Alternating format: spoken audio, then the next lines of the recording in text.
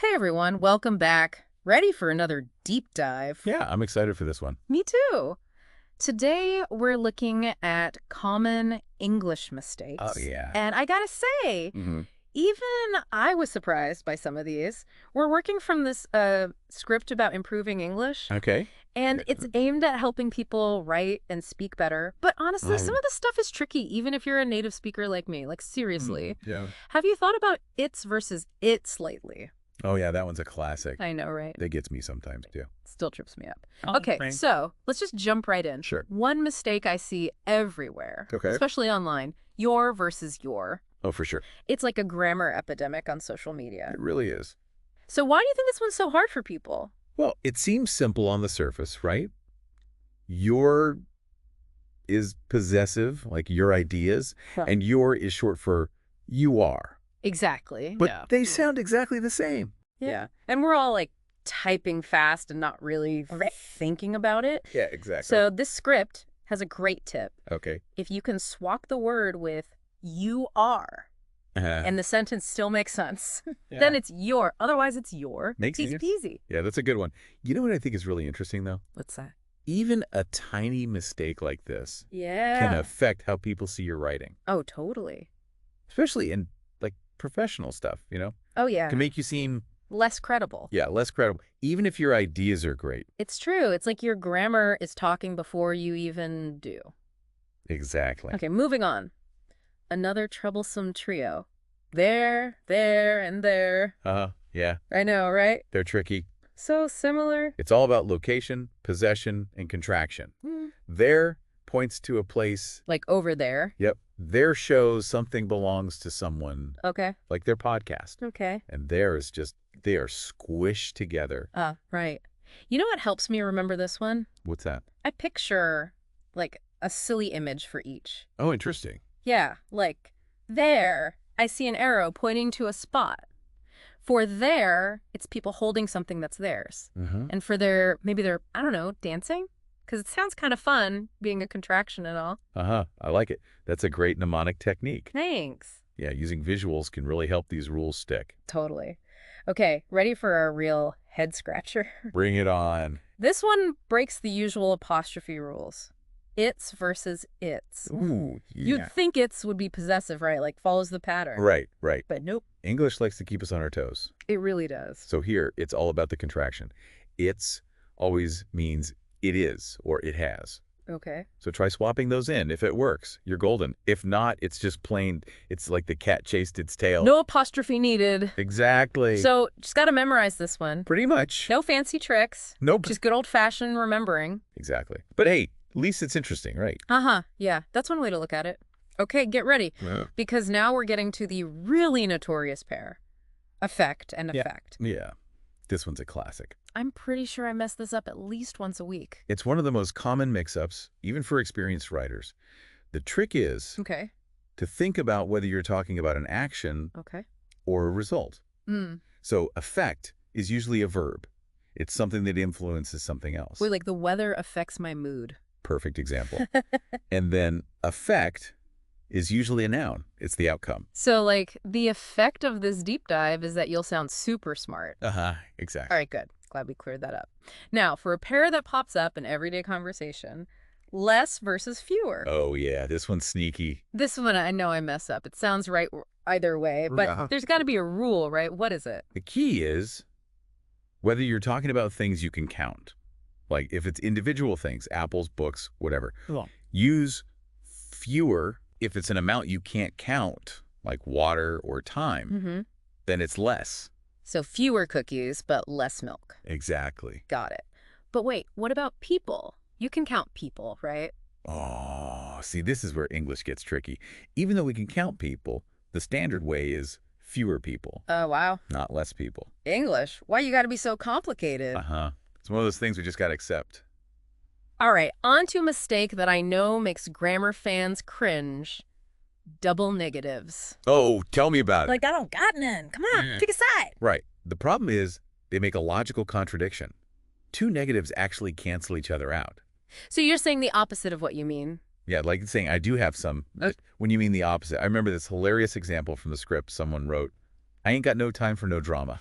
Oh, that's a classic. It really is. So poetic, though, in its wrongness. Uh-huh. Yeah, you got to admire the creativity. I know, right? So to avoid this, we just got to remember, Mm-hmm. use either no or any. Right, but not both. Got it. Okay, let's talk about a word that's gotten a lot of attention for being misused. And I bet you can guess it. Literally. Oh, yeah. That one's everywhere. It feels like everyone's using it for everything these days. It's become the go-to word for emphasis. Even when something's not actually literal. I was reading this post online. Someone said they literally died laughing. Oh, yeah. I mean, I'm sure it was funny, but... Unless they're a ghost posting from beyond the grave. Exactly. They're probably exaggerating a little bit. So before you use literally, think, did it actually happen that way? If not, maybe use really or truly instead. Good point. Okay, before we move on to some more word pairs, I think it's important to, acknowledge something. Yeah. Even though we're focusing on mistakes, Yeah. language is always changing. It's true. What's wrong today could be totally fine tomorrow. Exactly. That's what makes language so fascinating. It's always evolving. Right. It reflects us and how we communicate. Absolutely. Okay, well, with that mind-blowing realization in mind, you ready for a few more word pairs? Bring them on. All right, let's tackle another word pair. Lay versus lie. Oh, this one gets me every time. Yeah, it's a tricky one. Is there a simple way to remember? Well, the key is whether the verb needs an object. An object. Yeah, like lay is what's called a transitive verb. It needs something to act on. Think of laying down something. Okay. You always lay an object, like lay a book on the table or lay the baby in the crib. So lay always needs a buddy. Haha, exactly. Okay. Now, lie is different. Okay. It's intransitive. It doesn't act on anything else. It's about the subject themselves resting or reclining. Oh, I see. So you'd say, I lie down for nap, or the dog lies in the sun. So lay needs a partner, lie goes solo. That actually makes sense. But wait, doesn't this get even more confusing in the past tense? You're right. The past tense of lay is laid. Okay. Pretty straightforward. But the past tense of lie is actually lay. What? English, you're messing with me. I know, right? So you'd say, I laid the book down yesterday, but I lay down for a nap earlier. Oh, my goodness. It's like a linguistic prank. Okay, how about who versus whom? This one always sounds so formal. Yeah, whom does sound more formal. Right. But it's still important, especially in writing. Okay. The key is their roles in this sentence. Who is the subject, the one doing the action? Whom is the object, receiving the action? So if I ask who did something, it's who. But if I ask who it was done to, it's whom. Exactly. Like you'd ask, who wrote that amazing book? Because who is the one writing? Okay. But you'd say, to whom did you give the book? Because whom is the object of to. Got it. It's like a grammar detective game. Now, do you think people are just scared to use whom? Maybe. It is less common now. Right. People might be unsure of the rules or worry about sounding too stuffy. That's true. But using it right can make your writing sound really sharp. It definitely adds a touch of elegance. Right. All right, one more pair before we move on. Then versus then. Oh, yeah. These are easy to mix up. Especially when you're typing fast. Exactly. But their meanings are totally different. So, brighter than the sun, but I woke up and then I had coffee. Perfect examples. Then is for comparisons. Then is for time or sequence. So, then is like a measuring stick. Yeah. And then is a timeline. Wow. Understanding these little differences. Yeah. It's like having a secret code for language. Haha, I like that. Being aware of these details helps us express ourselves better, you know? I totally agree. It's like a communication superpower. So we've covered a lot here. Ready for a little break before the final round? Let's give our listeners a moment to digest all this. We'll be back soon with more tips. Okay, we're back and ready for the final part of our deep dive. Yeah, we've covered a lot of ground already. I know, right? But I feel like there are still a few more Definitely. sneaky grammar traps out there. Absolutely. There are always more to discover. So what have we got for this last round? Well, this one's a bit of a pet peeve of mine. Using good when you should be using well. Oh, yeah. It's about adjectives and adverbs. Right. Exactly. Good describes a thing. Like, that's a good book, or you have good ideas. Okay. But when you're describing an action, how something is done, Yeah. you need an adverb.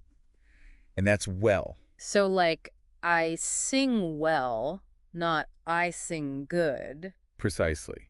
Although I have to admit, I sometimes slip up too, especially when I'm talking casually. Oh, we've all been there. But it's good to know the rule, right? Definitely. So we can use it when it matters. Totally.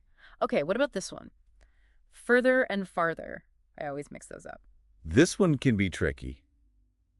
But think of farther for actual physical distance, Okay. like how far you can throw something or how far you traveled. Okay, so I ran farther than ever before. Exactly. And then further is more for, like, metaphorical distance. Like, I want to explore this topic further. Perfect.